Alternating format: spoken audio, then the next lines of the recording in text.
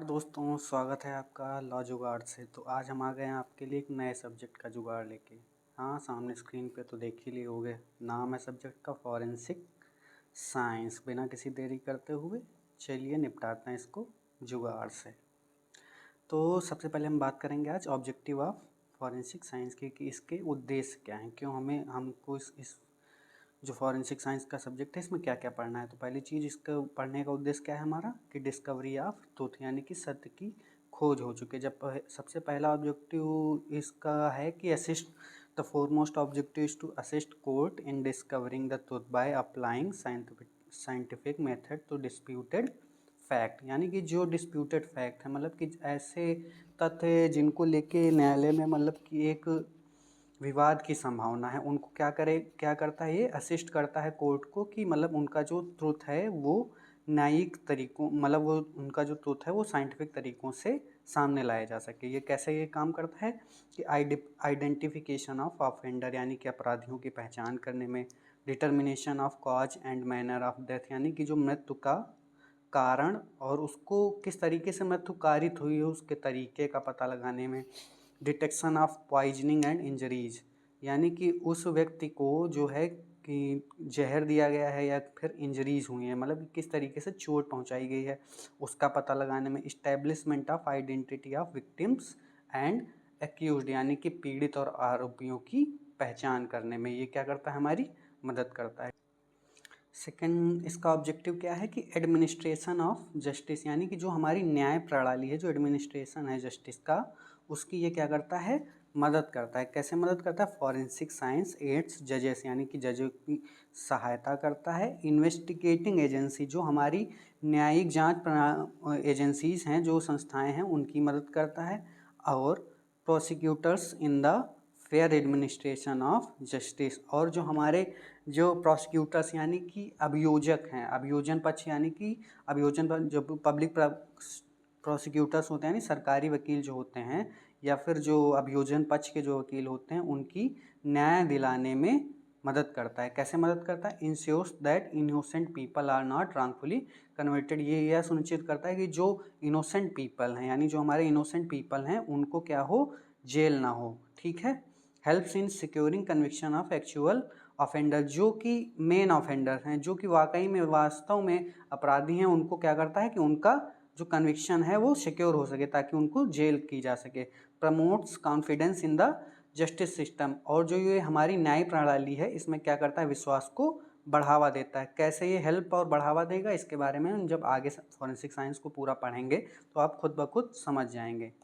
तीसरी चीज़ क्या है, collection and preservation of scientific evidences, और तीसरी चीज़ ये हमारी मदद करता है कि जो साइंटिफिक एविडेंसेस हैं, ठीक है, उनका कलेक्शन, उनको मतलब कैसे संग्रह किया जाए, और उनका प्रिजर्वेशन यानी उनका जो संग्रहण है उनको कैसे संरक्षित किया जाए, उसके बारे में भी हेल्प करता है। A major objective is to ensure proper collection, मतलब कि प्रॉपर कलेक्शन हो, कोई कंटेमिनेशन ना हो, किसी प्रकार का कोई भी मिलावट ना हो, प्रिजर्वेशन किस प्रकार से उनको संरक्षित रखा जाए, और एग्जामिनेशन, और कैसे ही किस प्रकार से उन एविडेंसेस यानी साक्ष्यों की जांच हो सके। तो ये कैसे होता है, जैसे एग्जांपल हमारे ब्लड सैंपल हो गए, फिंगरप्रिंट हो गए, या डीएनए सैंपल हो गए, या फायर आर्म्स बुलेट्स हो गए, ठीक है, जो टॉक्सोलॉजिकल स्पेसिमेंस होते हैं, यानी कि जो हमारे जहरीले पदार्थ होते हैं उनके जो स्पेसिमेंस हो गए, उनको कैसे उनको कलेक्ट किया जाए और कैसे उनको संरक्षित किया जाए, इसके बारे में भी हमारी फॉरेंसिक साइंस हमको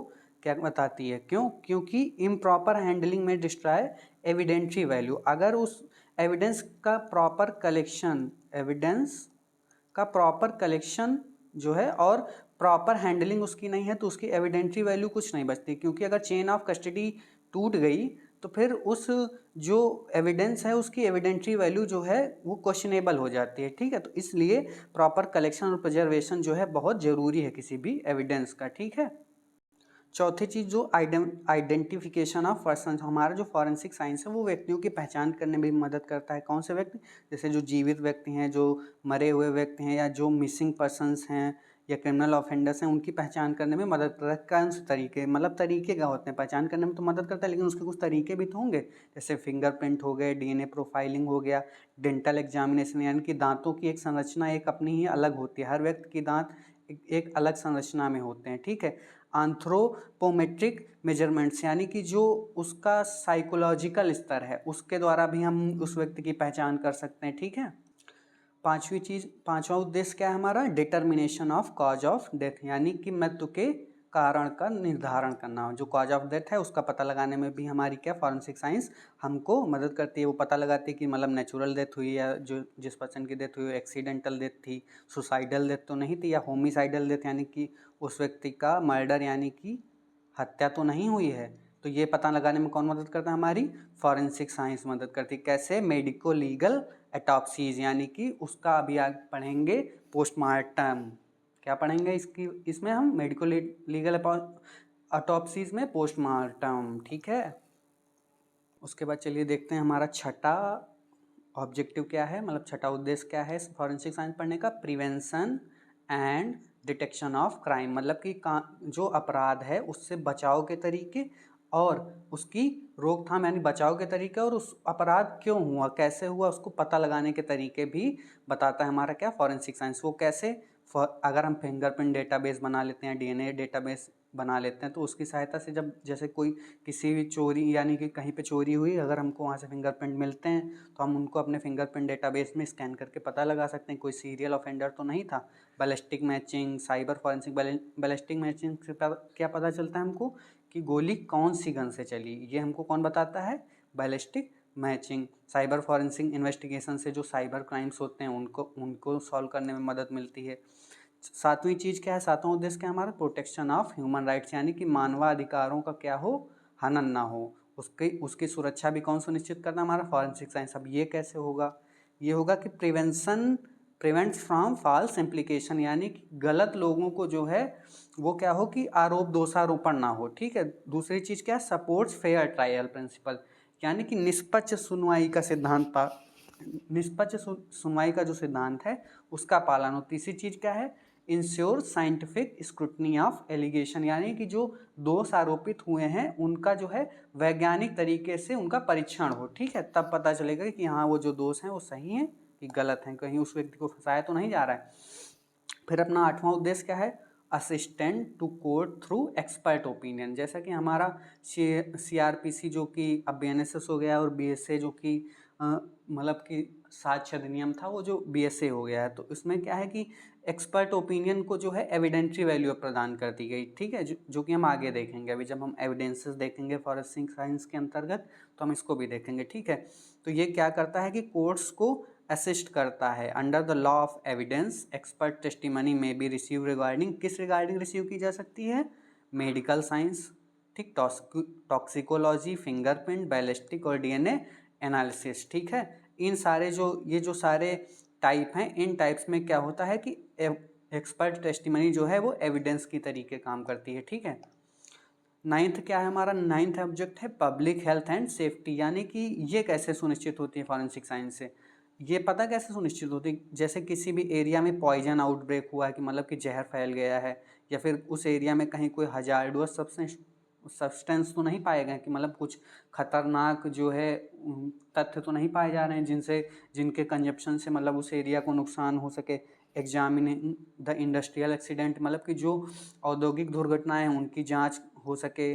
डिटेक्टिंग अल्टरेशन एंड कंटेमिनेशन, यानी कि जो मिलावट और संदूषण है, कंटेमिनेशन मतलब संदूषित करना, किसी चीज़ को खराब करना, उसका पता लगा के हम क्या कर सकते हैं, पब्लिक हेल्थ और उसकी सेफ्टी का ध्यान रख सकते हैं। 10वां जो ऑब्जेक्ट है वो क्या है, एडवांसमेंट ऑफ साइंटिफिक इन्वेस्टिगेशन, यानी जो हमारी वैज्ञानिक अनुसंधान है उसकी प्रगति हो सके, जो साइंटिफिक जांच के तरीके हैं उनकी क्या हो सके, एडवांसमेंट हो सके। ये कैसे होता है, जैसे DNA profiling, digital forensic, narco analysis, आपने बहुत सारी मूवी में नार्को टेस्ट के बारे में सुना होगा, ठीक है।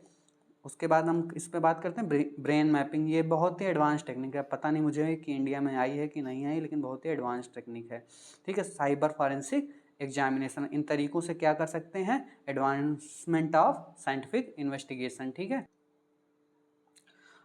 अब इसका सिग्निफिकेंस क्या है इंडियन लीगल सिस्टम में, मान लिया भारतीय न्याय प्रणाली है उसने इसको लागू तो कर दिया, आपने जैसे पढ़ा होगा कि BNSS की धारा 176 का सब क्लॉज 3 हमको बताता है कि मतलब कि अब जो 7 साल से ज़्यादा के सज़ा वाले क्राइम होंगे उनमें जो है फॉरेंसिक इन्वेस्टिगेशन मैंडेटरी कर दी गई है। तो इसका सिग्निफिकेंस यानी कि इसका महत्व क्या है? तो forensic science has been become essential component of criminal, ये जो किताबी लैंग्वेज है इसको छोड़ते हुए इसके महत्व को हम कैसे समझ सकते हैं कि ये जो है हमारी हेल्प करेगी जो है एक कोरोबोरेटिव एविडेंसेस की तरह, कि मतलब कि जो हमारे मेन साक्ष्य हैं, कई तो इसमें मेन एविडेंस भी मिलेंगे, ठीक है, लेकिन कई एविडेंस जो है हमारे कोरोबोरेटिव होंगे। कोरोबोरेटिव एविडेंस क्या होते हैं कि ऐसे एविडेंस जो हमारे मेन एविडेंस को मजबूती प्रदान करते हैं, वो बहुत सारे हमको फॉरेंसिक साइंस की वजह से मिलते हैं, जिनकी वजह से हमारा जो न्याय प्रणाली है या जो जजेस का न्याय देने का तरीका है वो सुदृढ़ हो जाता है। उससे क्या होता है कि जज को जो शंका होती है वो ख़त्म हो जाती है, और जो पार्टीज़ भी हैं वो भी एकदम सुनिश्चित हो जाती हैं कि हमारा फेयर ट्रायल हुआ है, ठीक है। तो आज का सेशन ख़त्म करते हैं, ठीक है। अगले सेशन में हम आगे देखते हैं इसके बारे में।